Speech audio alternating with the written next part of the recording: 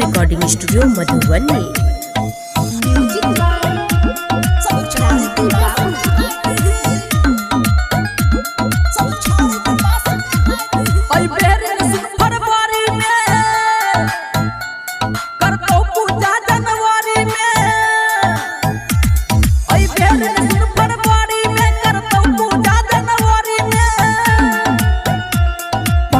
बजे तो आरती देखे तो ओकरो किस्मत चमकाई दी। कनी नजर फेर दी मैया के सब छौड़ी के पास कराई दी। कनी नजर फेर दी मैया के ओई पगल के पास कराई दी।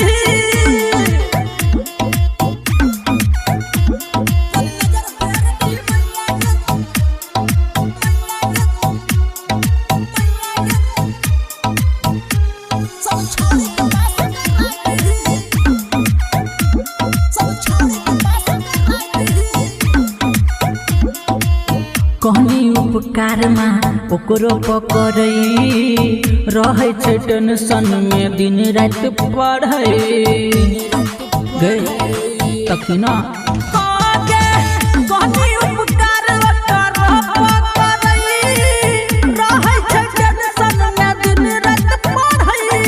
विद्या दाता सबके माता ओकरो मन के बुझाई दी। नजर फेर दी मैया के सब छौड़ी के पास कराई दी। नजर फेर दी मैया के सब छौड़ी के पास कराई दी। प्रेम से बोलिए सरस्वती मैया की जय। Singing by Rupam Singh.